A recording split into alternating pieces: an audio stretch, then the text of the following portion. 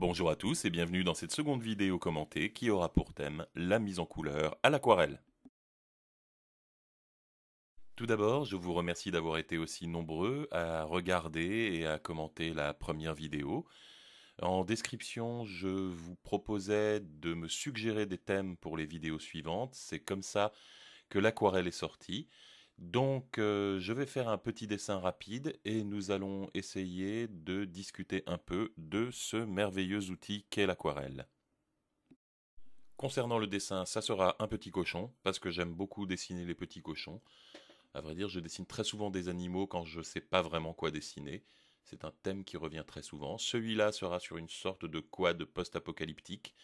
Je pense que l'idée est venue simplement parce que tout le monde sur les réseaux sociaux parlait de Mad Max, que je n'ai toujours pas vu, évitez les spoilers. Et nous allons donc pouvoir procéder à la mise en couleur à l'aquarelle. Je vais commencer tout de suite par une grosse digression sur la peinture. Savoir comment on la fabrique et qu'est-ce que c'est que la peinture. La peinture, ce sont avant tout des pigments. Le pigment, c'est de la poudre colorée qu'on va mélanger à un liant pour obtenir telle ou telle peinture. À l'origine, ces pigments se trouvent dans la nature, c'est sans doute pour ça qu'il est plus courant de rencontrer des couleurs terre, beaucoup plus faciles à obtenir que les autres couleurs. On obtient aussi des jaunes, des oranges, des rouges en allant piocher dans certaines plantes, dans leurs graines, leurs racines, comme le safran, la gaude ou le nerprin. Plantes que je ne connaissais absolument pas du tout, hein, j'ai été piocher ça sur Wikipédia. Parfois la plante donne son nom à la couleur, comme le rouge de Garance qui s'obtient avec la racine de Garance. Ou la guède, aussi appelée pastel du teinturier, qu'on utilisait pour obtenir le bleu pastel.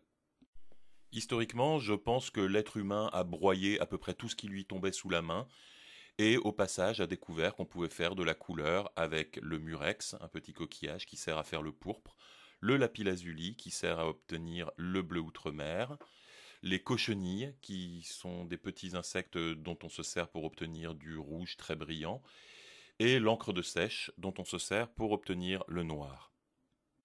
Fort heureusement, de nos jours, on utilise surtout des pigments de synthèse.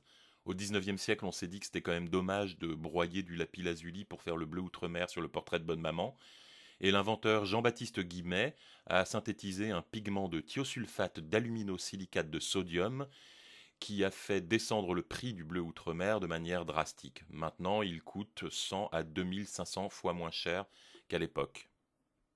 Ça a eu aussi l'avantage de nous débarrasser de certains produits extrêmement toxiques qu'on trouvait dans les pigments et qui avaient pour effet fâcheux de raccourcir considérablement la vie des peintres qui les utilisaient. On leur attribue notamment le diabète de Paul Cézanne, la cécité précoce de Claude Monet. Il pourrait avoir joué un rôle considérable dans les troubles psychotiques de Vincent van Gogh, et même si les causes de sa mort sont encore fortement débattues entre empoisonnement accidentel ou volontaire, Napoléon Bonaparte a été retrouvé mort dans sa chambre, dont les papiers peints verts étaient faits à base d'arsenic. Maintenant que nous avons ces pigments synthétiques qui ne tuent plus grand monde, nous allons pouvoir leur adjoindre un liant, et c'est le liant qui va définir le type de peinture. Alors le liant, ça n'a pas besoin d'être quelque chose de complètement foufou, hein. Vous pouvez aller dans votre cuisine, prendre un œuf et mélanger avec du pigment, vous allez obtenir ce qu'on appelle de la tempéra. Si vous mélangez ces pigments avec de l'huile de lin, vous allez obtenir de la peinture à l'huile. Avec de la résine synthétique, vous allez obtenir de la peinture acrylique. Et enfin, avec de la gomme arabique, vous allez obtenir de la gouache si vous rajoutez un petit peu de craie. Et sinon, ça sera de l'aquarelle. L'aquarelle est une peinture à l'eau, comme son nom l'indique, aqua, l'eau, et rel qui veut sans doute dire quelque chose aussi. Et c'est une peinture qui a pour principale caractéristique d'être très transparente et de n'avoir quasiment aucune épaisseur. Il y a énormément de façons d'utiliser l'aquarelle, donc c'est certainement pas un mode d'emploi, c'est plutôt une description de ce que moi je fais quand je colorie, mais c'est pas la méthode. Donc moi, je commence souvent par tartiner ma feuille d'eau. Ça permet de mieux diffuser les couleurs quand je commence par poser mon ambiance. L'ambiance, là par exemple, je vais faire un dégradé qui va aller de ce bleu un peu grisâtre jusqu'au jaune, que je vais préparer à l'avance. Et ensuite, je vais l'étaler sur la feuille humide, comme ça les couleurs vont bien se mélanger. Je vais pouvoir faire un joli dégradé bien progressif, qui fait pas de taches. Et tout à la fin, je vais revenir avec un petit mouchoir et je vais essayer de récupérer un peu du blanc du papier sur le personnage et sur la petite voiture en absorbant simplement l'excédent de couleur. Après ça, je vais laisser sécher un petit peu parce que comme vous le montre cette éclatante démonstration à base de petits points et de lapins moches, eh ben la couleur, elle réagit pas du tout pareil sur une surface humide et sur une surface sèche. Et en attendant que ça sèche, eh ben, je vais vous reparler un petit peu de peinture et surtout des différents avantages et inconvénients de chacune d'entre elles. Alors je vous préviens tout de suite, ça va être très subjectif. Commençons par la noble peinture à l'huile, peinture des grands maîtres, avec ses tubes métallisés aux typographies compliquées qui semblent vous dire « Tu n'es pas digne de moi ». La peinture à l'huile est un médium d'une grande souplesse. Elle met des jours, des semaines, voire des mois à sécher complètement, et on peut la retravailler par couches successives pendant très très longtemps. Et en plus, la peinture à l'huile, c'est la classe. C'est l'atelier qui sent bon l'essence de térébenthine, avec des chiffons tachés partout. On a envie d'avoir une nature morte et un modèle lascif qui attend qu'on le peigne. C'est Montmartre, on est un artiste à moustache et à béret, et ça fait vraiment plaisir. Le seul gros défaut de la peinture à l'huile, c'est le temps qu'elle met à sécher. Pour du travail d'illustration, par exemple, si vous devez attendre un mois que votre dessin sèche, c'est pas vraiment pratique. Et en plus, quand on est un peu maladroit comme moi, on a tendance à bien abîmer ses tableaux et à bien repeindre ses vêtements. À côté de ça, la peinture acrylique, c'est la petite jeune. Elle est apparue au début des années 60 aux États-Unis et elle est faite à base de résine synthétique. Elle a l'avantage d'être facile d'utilisation et d'avoir un joli rendu brillant. Elle se dilue à l'eau, mais elle ne craquelle pas, c'est-à-dire qu'on peut travailler en mettant énormément d'épaisseur et même revenir en couches successives plus tard pour rajouter encore de l'épaisseur. Et en plus, elle a un très bon pouvoir couvrant, comme la gouache ou la peinture à l'huile. Son plus gros défaut, finalement, à mes yeux, c'est d'avoir une texture de plastoc quand elle sèche. Alors pour peu qu'on soit un peu crado comme moi, eh ben on se retrouve avec des conglomérats de pinceaux, de feuilles et de vêtements tachés. La gouache est probablement la plus célèbre, c'est celle qu'on connaît tous. Elle a cette sale réputation de peinture de fête des mères, c'est-à-dire qu'on s'en souvient tous comme de la flûte à bec. C'est la peinture qu'on a à l'école. C'est une réputation très injuste parce que tout dépend de la qualité de la gouache en question. En fait, la gouache peut être une peinture de très grande qualité. Elle a un très beau rendu mat, elle est très facile à utiliser et à diluer à l'eau, et on peut faire vraiment des merveilles avec. Son plus gros défaut finalement, c'est d'être un petit peu fragile, surtout si on a de la mauvaise qualité et qu'on l'a mal mélangé, qu'on a mis trop d'eau ou pas assez d'eau. On se retrouve quelquefois avec des dessins qui s'abîment assez facilement et qui ont tendance à craqueler. Parfois, on tombe là-dessus. Alors, ce n'est pas de la gouache, ce n'est pas de l'aquarelle, je ne sais pas exactement ce que c'est. Ça n'a pas grande utilité, à moins que vous ayez un gamin de 5 ans qui a tendance à vous inonder de dessins moches et à repeindre au passage une partie de son visage et du mobilier. C'est vrai que dans ce cas-là, c'est dommage de gâcher de la gouache ou de l'aquarelle, mais sinon, c'est vraiment globalement inutile. Et enfin, nous avons l'aquarelle. L'aquarelle se dilue à l'eau et elle sèche plutôt vite. Elle s'utilise majoritairement sur du papier, ce qui fait qu'elle est extrêmement pratique. Ajoutez à ça qu'elle demande aucune infrastructure particulière, il n'y a pas besoin de diluant à base de térébenthine, il n'y a pas besoin de chevalet, de palette, il y a besoin de quasiment rien. Le seul reproche qu'on peut lui faire, c'est éventuellement d'avoir des couleurs plus ternes que l'encre de couleur, par exemple. C'est vrai que visuellement, c'est difficile de faire des choses extrêmement fortes à l'aquarelle, mais malgré ça, ça reste quand même ma peinture préférée et de loin. Ah, un dernier petit détail, l'acrylique et l'huile, en séchant, deviennent résistantes à l'eau, alors que l'aquarelle et la gouache, non, il faut les protéger. Par exemple, si vous allez dans un musée et que vous balancez un seau d'eau sur une peinture à l'huile et sur une peinture à la gouache, bah, la peinture à l'huile, ça va lui poser aucun problème. En revanche, la gouache, vous allez complètement la ruiner et elle va dégouliner de partout. D'un autre côté, on se demande pourquoi vous feriez ça. Tout le monde déteste les gens qui balancent des seaux d'eau sur les peintures.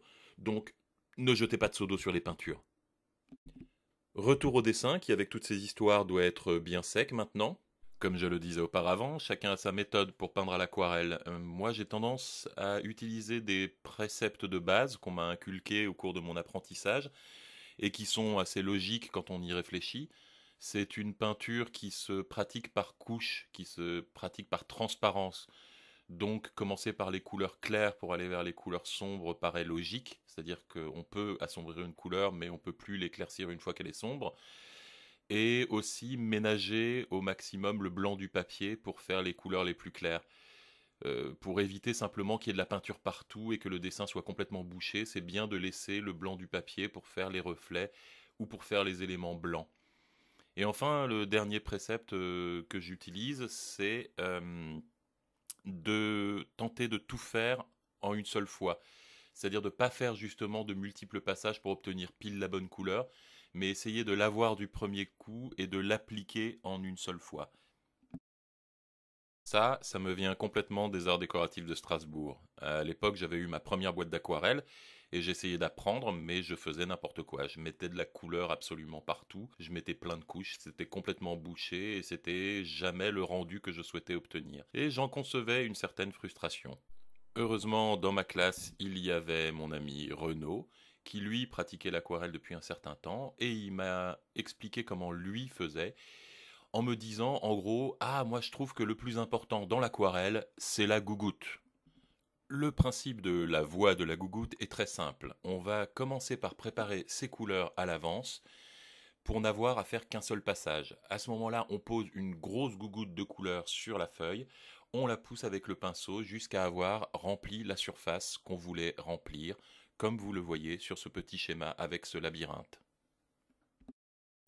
Et ça marche plutôt pas mal parce que dès le moment où la gougoute est toujours là, eh ben la couleur ne va pas sécher et on va pouvoir rajouter encore de la surface ou même une autre couleur pour faire des dégradés progressifs. Là, vous voyez, par exemple, je commence avec du rouge et dans la gougoute, je mets du jaune jusqu'à avoir fini de colorier le petit lapin.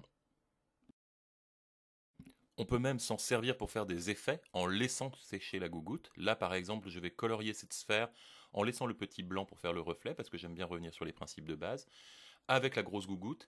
Et là où je vais laisser sécher, eh ben, ça sera beaucoup plus sombre.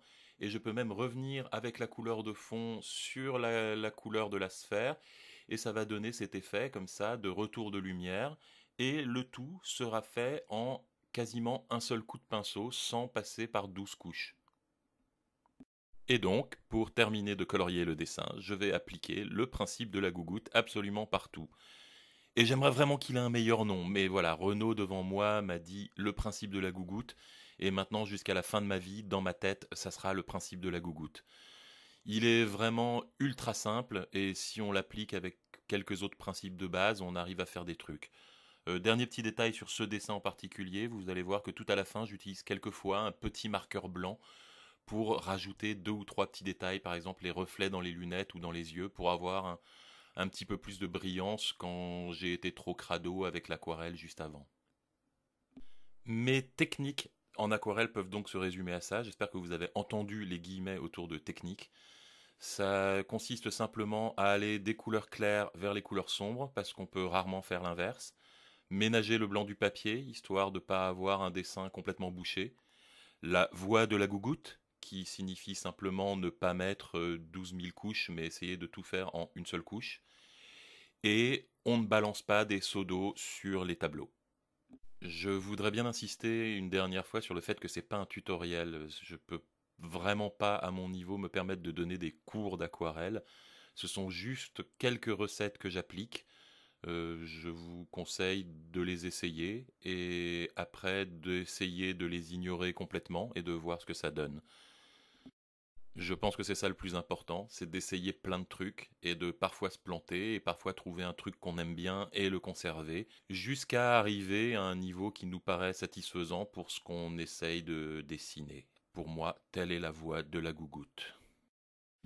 C'est la fin de cette vidéo, merci de l'avoir suivi, voilà le résultat final de ce petit dessin.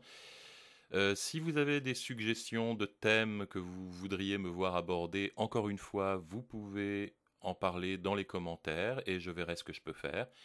Et enfin, si vous souhaitez vous abonner, normalement en bas à droite de l'écran, vous avez un petit cochon qui est cliquable et qui vous redirige vers la page de ma chaîne YouTube. À bientôt!